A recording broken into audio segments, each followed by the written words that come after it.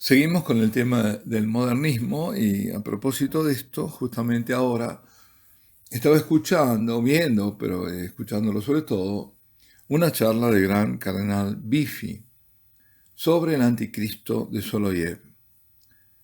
El cardenal había dado un retiro al Papa, creo que era el Papa Benedicto, y a la curia romana sobre este mismo tema. Y esta es en otra ocasión que está hablando a un público general. Bueno, ¿quién fue Soloyev?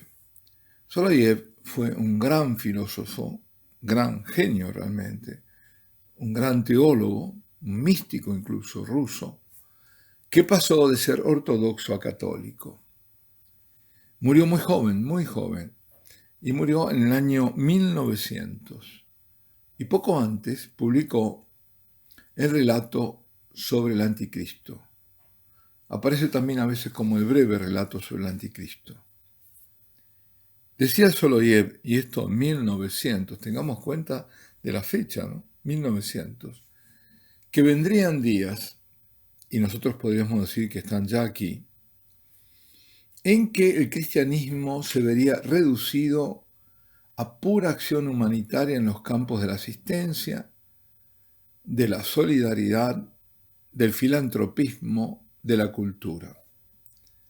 Y decía también, el mensaje evangélico se lo identificará, nosotros decimos que es lo que ocurre, con el diálogo entre religiones, entre pueblos, en la búsqueda del bienestar, del progreso, en la exhortación por el respeto por la naturaleza.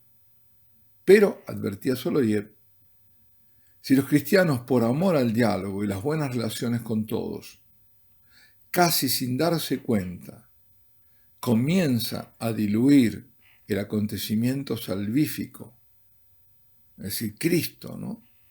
Y la persona de Cristo y todo lo que Cristo hizo, por la consecución de esas metas secundarias y no primordiales, se refiere a la paz, a la naturaleza, a todas estas cosas, al respeto por la naturaleza, todo esto, dice, entonces se imposibilitará la relación, se bloqueará, digamos, la relación personal con el Hijo de Dios crucificado y resucitado, y se deslizará poco a poco hacia el pecado de apostasía, y al final se encontrará de la parte del anticristo. Tremendo, ¿eh? Es decir, dejando los valores fundamentales y dejando a Cristo por otros valores sin darnos cuenta, y que no es el verdadero Cristo, se termina de la parte del anticristo. Porque aquellos valores como el amor por la paz, el respeto por la naturaleza, la actitud de diálogo, no son malos en sí. Y por lo contrario, al que no conoce a Cristo, esto podría llevarlo a conocerlo, a profundizar el camino. Pero no al revés, no al revés. No se puede hacer el camino inverso, comenzando del acontecimiento cristiano, es decir, de la persona de Cristo, que es la verdad, que es la belleza, que es el bien, que es lo trascendente, que es donde están los valores fundamentales, irrenunciables, trascendentales, ir dejándolos por los valores relativos, por el bien del diálogo, por ejemplo. No se puede, no se debe renunciar al acontecimiento de la salvación, cuyo centro ¿cuál es? Es el escándalo de la cruz, es el hecho impresionante, impactante, no sé cómo llamarlo, de la resurrección. Dejar eso por el bien del diálogo, aceptar la absolutización de valores por el mero hecho que son compartidos por la mayoría. Eso no, porque ahí se va hacia el camino de la apostasía y del anticristo. Por eso es necesario discernir cuáles son los valores trascendentales. Se dice el verum, el bonum, el pulcrum, es decir, la verdad, el bien, la belleza. Esos valores de los relativos, como el culto de la solidaridad, el respeto por la naturaleza, etc. Porque quien percibe, honra y ama los valores trascendentales, es decir, la verdad, el bien, la belleza, está amando a Cristo, aunque no lo sepa. Porque en la profundidad de las cosas, Cristo es la verdad, la única verdad. En Cristo está la verdadera justicia. En Cristo está la belleza. Y Soloviev nos hace una advertencia profética, severa, diríamos, advertencia profética. Vendrán días cuando en la cristiandad se tenderá a diluir el acto salvífico de fe en una serie de valores fácilmente disponibles en el mercado mundano, identificados en el compromiso al diálogo, en la Iglesia de Dios cambiada por una asociación, una organización, diríamos ahora una ONG, pero él ya lo decía, una organización benéfica, socializadora, y esto, decía, es una insidia mortal. Jesucristo no es traducible a buenos proyectos. Él es Dios hecho hombre, el único que salva al hombre, el que murió, el que resucitó y que vive para siempre. Y no se lo puede cambiar. Y no se lo puede cambiar. Todos nos amamos, el amor, como ya creo que lo dije en otro audio, ¿qué significa el amor para un cristiano? El amor de Cristo, que es un amor de oblación, de darse, con el amor para un musulmán, o para un judío, o para un hindú, o lo que sea. Es decir, no se puede cambiar. Esto es insidia en el fondo diabólica. Se va metiendo con aparente buenas intenciones y buenas cosas, que en sí mismas la pueden ser y la son. Pero cuando el asunto es si yo voy haciendo un camino ascendente y por eso llego a Cristo, o de Cristo voy descendiendo a eso y lo voy absolutizando. Y entonces resulta que nos hacen intercambiar, por ejemplo, qué sé yo, está la carta, bueno, eso también tiene que ver con todo esto. La carta de la tierra, los mandamientos, cambiar los mandamientos, los 10 mandamientos, por esos, que están ahí depositados, no sé, en las Naciones Unidas, ahí intervino Gorbachev, intervino Leonardo Boff, todos estos han intervenido. No sé si Hans King, seguramente, qué sé yo. Todos estos. Está, cómo se emparentan el modernismo con todo esto, con esta gran apostasía. La apostasía en la iglesia, el modernismo.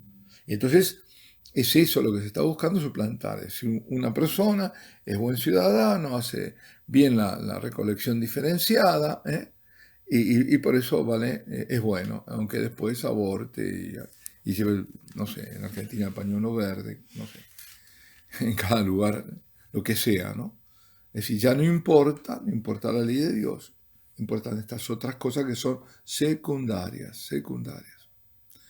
Bueno, después de este intervalo, digamos, pero tiene que ver con el modernismo, siempre. Con respecto al concilio, hay que decir que el concilio, porque estuvimos hablando del concilio, bueno, había comenzado con una muy buena intención, con un programa que luego, en un golpe de mano, ese programa fue echado por la borda. Y allí se metieron esos peritos que asistían a los obispos, porque los obispos iban cada uno con su perito. Y la gran mayoría, no digo todos, pero la gran mayoría de corte modernista, eran peritos y eran algunos teólogos que ya habían sido condenados antes.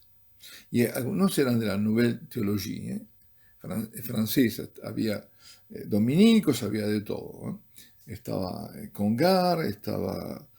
y ahí toda una gama, ¿no? Están los más modernistas, los menos modernistas, pero Genoux, que son, bueno, muchos. También estaba jesuitas como Teilhard de Chardin, que es terrible, ¿no? Herético. Y bueno, es un buen teólogo, Henri Delbach. Y también estaba Karl Rahner, entre los alemanes, que más influyó, quizás en más brillante, ¿no? Porque cambiando la base filosófica, que se centraba en la metafísica y en el tomismo, en la vertiente teológica, introdujo, sin decirlo, incluso aparentando seguir a Santo Tomás, porque así lo decía, pero sin decirlo, introduce la dialéctica hegeliana y a Heidegger. Y desde entonces, y esto no es de poca monta, esto es fundamental. Esto no es solamente para que lo escuche quien sabe algo de filosofía. No, no, esto es muy importante, porque desde entonces que empieza aquello que lo importante es iniciar procesos.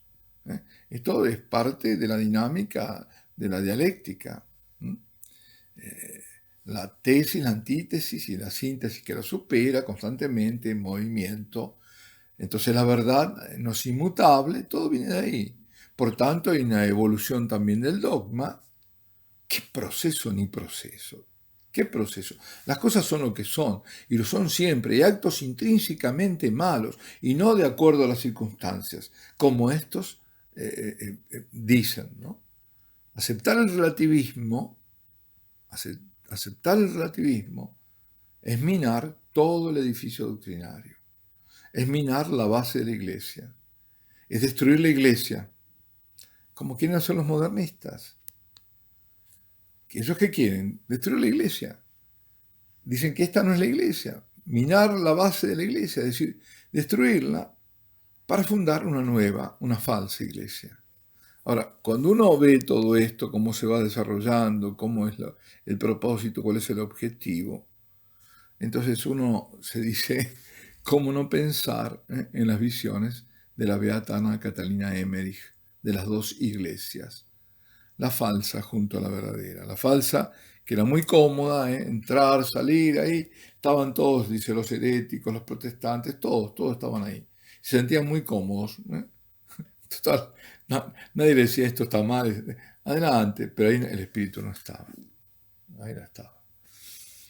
El Señor no fue relativista, todo lo contrario, no hizo componendas, no aceptó compromisos, nunca.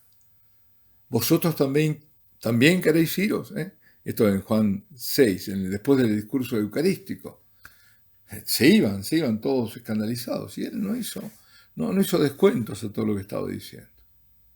O cuando dice, el que cree y se bautice se salvará, el que no se condenará. Amigo, aquí no hay medias tintas. El Espíritu Santo también, dice el Señor, creo que fue, para como lo estoy grabando, el Evangelio de ayer, que dice los convencerá de pecado. Bueno, los convencerá de pecado, y el pecado, ¿cuál es? Es no haber creído en el Hijo de Dios, no haber creído en Cristo, no haber creído en Cristo. Atención, El Señor condenó la ambigüedad, porque lo ambiguo es propio del modernista. Que tu hablar sea sí, sí, no, no. Y agregó, porque el resto viene del maligno. Más claro imposible. Eres la verdad. La verdad no admite concesiones. ¿Es la verdad o no es la verdad? Si no hay verdad absoluta, entonces ¿qué pasa? Que todas son verdades relativas.